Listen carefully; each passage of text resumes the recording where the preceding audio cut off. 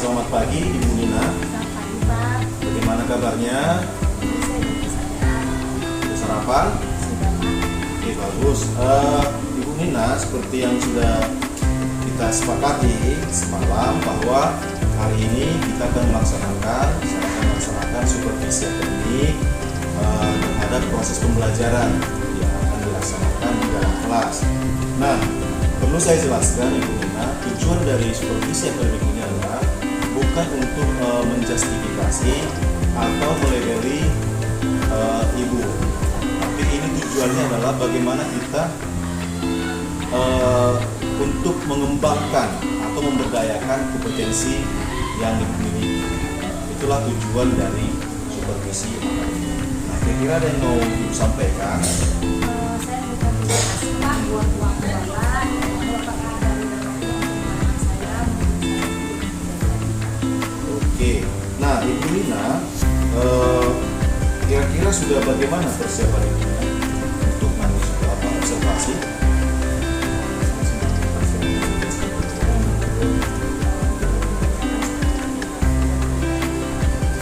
Nah, perasaan Ibu bagaimana? Sudah senang? Apa itu? saya senang karena yang kegiatan saya mengajar, saya ini cita-cita. Terus, nah, untuk peralatannya sudah disiapkan Ibu Nina? Sudah saya siapkan, Pak. Oke, nah kira-kira apa yang mau saya observasi nanti di kelas? Maksudnya di bagian mana yang mau saya observasi? Apakah di bagian kompetensi penguasaan kelas atau bagian kompetensi metode belajar atau bagaimana? Di bagian mana yang ingin saya observasi nanti? Kalau saya sih, saya pada di bagian dari ketika pembelajaran, Pak, di bagian awal, di bagian Oke, berarti yang ingin saya observasi adalah ketika melakukan proses pembelajaran, ya seperti penguasaan kelas lah, mungkin kayak gitu ya. Terus, nah selanjutnya adalah apa yang Ibu mau harapkan dari muridnya? yang pastinya, Pak, seperti yang mengajar biasa, agar siswa itu dapat mengerti, memahami apa yang saya sampaikan. Dan ketika mereka saya berikan pembahasan, mereka mendapatkan nilai yang baik. Oke, ini saya catat ya Bu. Nah, kira-kira Ibu sudah mempersiapkan strategi apa?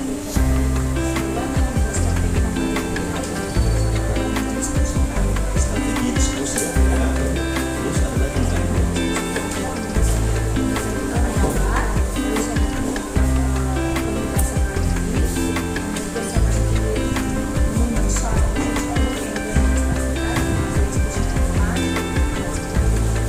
Oke, baik Ibu Nina, di sini sudah saya catat. Bisa saya ulangi lagi? Oke, tadi yang akan mau diobservasi adalah bagaimana nanti penguasaan kelas selama proses pembelajaran, baik dalam melakukan pembukaan, kegiatan politik dan kira-kira seperti itu ya. Oke, terima kasih. Ada lagi yang mau ditanyakan Ibu Nina? Oke, terima kasih Ibu Nina untuk percakapan observasinya hari ini. Bu Nina, satu lagi ada mau saya sampaikan bahwa saya nanti sudah menyediakan rubrik penilaian. Rubrik penilaian itu merupakan yang akan saya lihat nanti selama observasi di dalam kelas. Oke, Ibu Nina, paham ya, Bu Nina? Oke, ada lagi yang mau disampaikan? Ya, saya juga terima kasih kembali, Pak, untuk Bapak dan Bapak di sini Bapak berkunjung untuk membimbing saya belajar. Oke, terima kasih Bu Nina. Silakan dipersiapkan untuk nanti kegiatan observasi. Selamat pagi semuanya. Coba semangat pagi.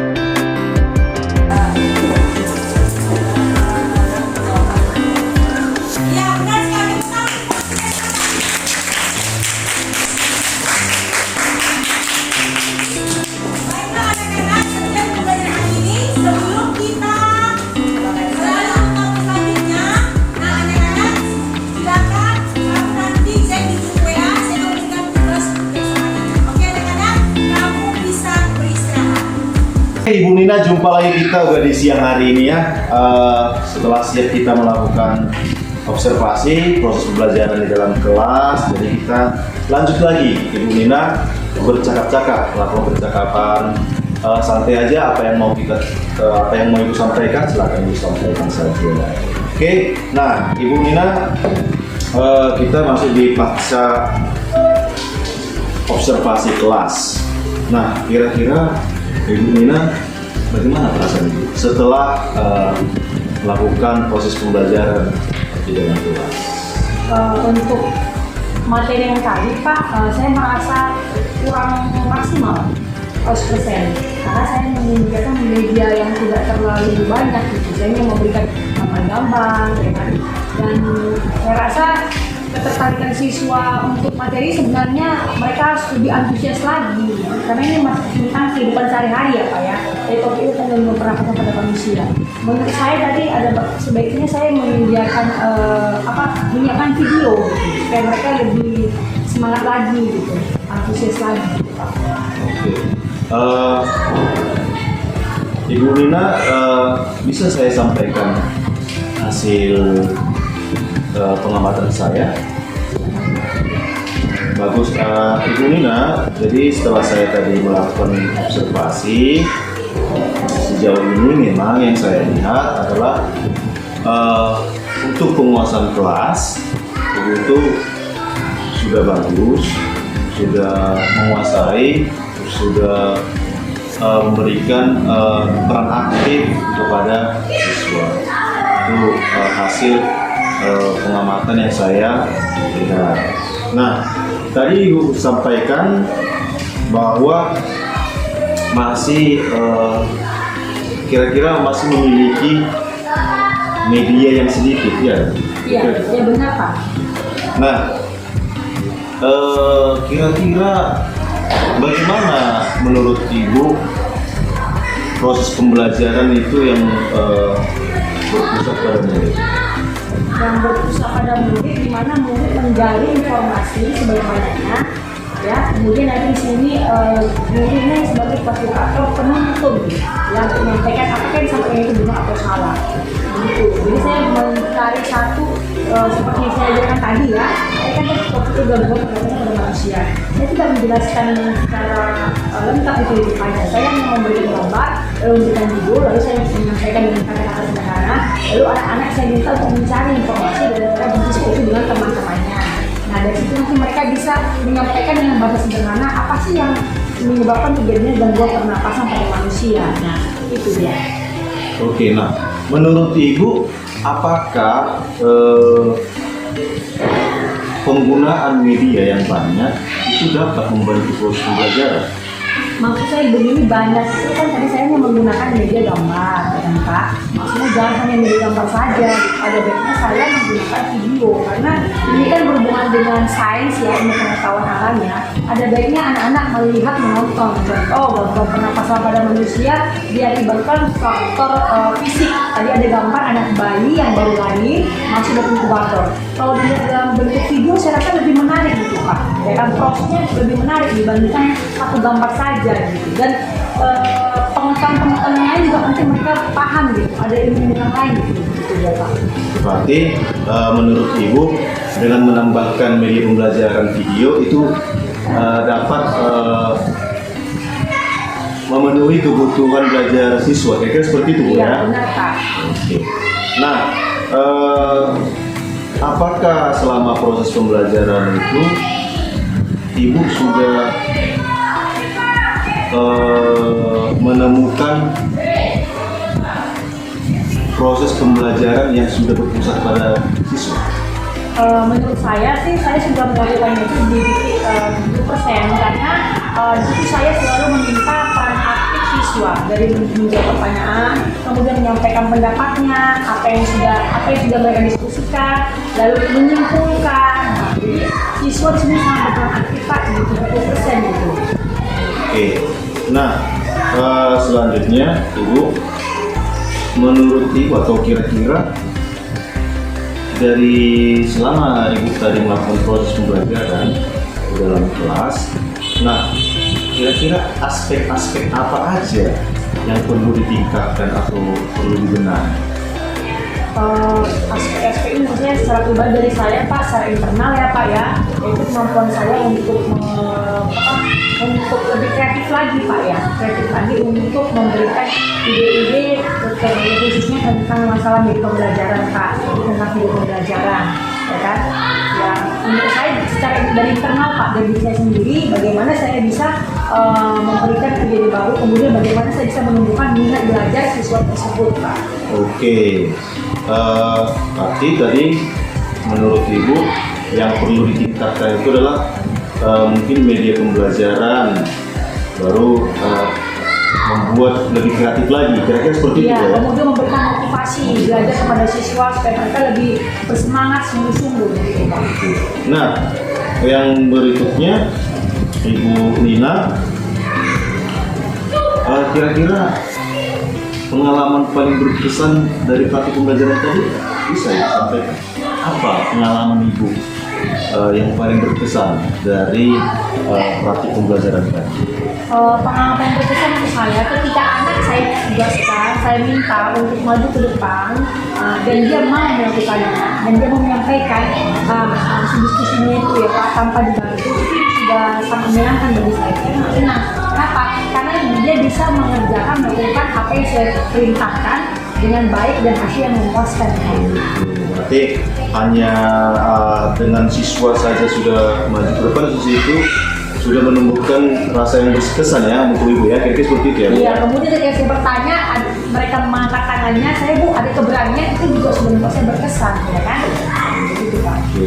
Nah, untuk selanjutnya tadi saya ulangi lagi ya Bu, tadi Ibu katakan tadi yang perlu ditingkatkan itu adalah tingkat kreativitas atau motivasi, baru media pembelajaran lebih ditambahkan lagi. Nah, dari menurut Ibu tadi dari kekurangan yang Ibu sampaikan tadi, kira-kira bagaimana upaya Ibu untuk meningkatkan kekurangan tadi? Saya secara pribadi mungkin masalah IT tidak terlalu banyak pemahamannya, bisa tapi tidak terlalu ya Pak. Jadi di sini saya harus mempelajarinya bagaimana cara mengambil video yang benar yang sesuai dengan anak, kemudian nanti bagaimana cara memasang LCD, itu harus saya pelajari Pak supaya di tahap selanjutnya nanti untuk materi berikutnya saya menggunakan media itu Pak supaya mereka lebih bagus lagi nanti pemahamannya Pak. Karena gini Pak, kalau misalnya pakai media video saya rasa kan sekolah kelasnya jarang ya Pak ya. Mungkin karena media berbeda lebih pola pikir mereka mungkin lebih tergugah gitu Pak, mau belajar, mau melihat gitu. Sekarang sih mereka sudah rajin sih, udah lumayan belajarnya. Tapi kan sesuatu yang baru yang untuk pembelajaran saya rasa bisa menjadi pilihan yang bagus Pak untuk anak saya Pak. Oke, berarti tadi Ibu sampaikan bahwa untuk upaya untuk peningkatan membuat pembelajaran itu ada dengan belajar lagi gitu kira-kira Bu ya. Ya Pak. Nah, dari tadi selama proses pembelajaran, apakah yang Ibu sampaikan sebelumnya tadi waktu praobservasi, apakah sudah memenuhi atau sudah tercapai yang Ibu harapkan tadi? Contoh tadi Ibu sampaikan bahwa saya mau observasi penguasaan kelas. Nah, kira-kira menurut Ibu, apakah sudah terpenuhi kemampuan itu? Untuk masalah penguasaan kelas tadi ya Pak ya, menurut saya kan sudah terpenuhi ya, karena Bapak sendiri kan menyampaikan kalau penguasaan saya dalam pendidikan kelas itu cukup baik. Nah, berikutnya soal penguasaan kelas Ibu sudah terpenuhi ya Bu. Nah, berarti apakah ada kemampuan lain yang belum Ibu sampai apa Ibu tuangkan atau Ibu implementasikan di dalam kelas tadi? Kemampuan yang lain? Mungkin kemampuan ini Pak untuk menangani anak-anak yang semangat belajarnya yang kurang ini Pak, bagaimana merangkul mereka gitu ya kan Pak. Jadi tadi saya merasa saya lebih condong ke siswa-siswa yang bisa gitu. Siswa yang bisa? Iya, jadi siswa-siswa yang kurang itu kurang terpantau oleh saya gitu. Itu dia Pak. Jadi seharusnya saya kan harus melihat juga ya tidak bisa dan bisa gitu Pak. Jadi kemampuannya menampung mereka tidak bisa, bagaimana mereka bisa ada motivasinya gitu Pak. Seperti yang bisa tadi Pak. Oke, jadi masih istilahnya tadi Ibu sampaikan belum sepenuhnya merangkul siswa, kayaknya seperti itu Bu ya. Iya Pak. Oke, nah upayanya apa yang mau dilakukan nanti supaya dapat merangkul siswa-siswa yang lain, bukan hanya siswa yang sudah pintar aja.